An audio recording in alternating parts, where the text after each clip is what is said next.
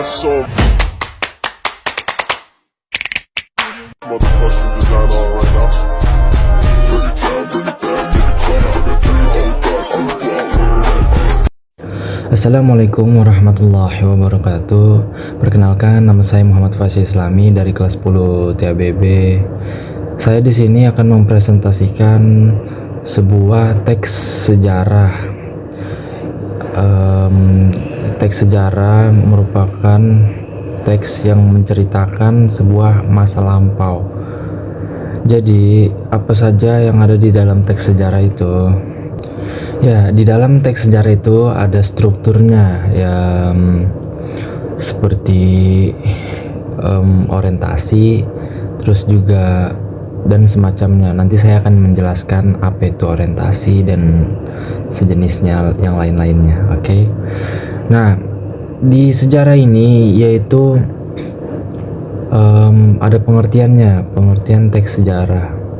Sejarah merupakan peristiwa yang terjadi pada masa lampau. Dari sini kita dapat mengetahui apa itu teks sejarah ya. Ya, teks cerita sejarah adalah teks yang di dalamnya menceritakan fakta atau kejadian masa lampau yang melatar belakangi terjadinya suatu peristiwa dan memiliki nilai sejarah. Ya, itu dia dari teks sejarah. Ya, dan struktur teks sejarah yaitu teks cerita sejarah memiliki kesamaan atau struktur dengan novel dan cerpen. Teks cerita sejarah memiliki kesamaan struktur dengan novel dan cerpen. Ketiganya termasuk ke dalam jenis cerita ulang. Struktur tersebut yaitu orientasi, pengungkapan peristiwa, konflik, dan komplikasi, evaluasi, dan koda. Mari kita bahas apa itu orientasi ya. Orientasi bisa disebut juga dengan bagian perkenalan karena pada tahap ini dimuat pengenalan tokoh latar tempat, waktu, bahkan suasana, sudut pandang, dan hubungan dari para tokoh ya. Dari para tokoh. Dan yang kedua adalah pengungkapan peristiwa. Bagian ini menceritakan peristiwa atau kejadian awal yang berpotensi menimbulkan berbagai masalah, pertentangan, atau kesukaran yang menghadang tokoh, terutama tokoh utama. Dan yang ketiga, konflik atau rising action. Pada tahap rising action ini, penulis akan menunjukkan konflik atau masalah yang mulai semakin rumit antar tokoh. Nah, jadi tokohnya itu semakin lama semakin rumit ya. Jadi dia kayak semakin banyak masalahnya, semakin terkuak masalahnya gitu loh.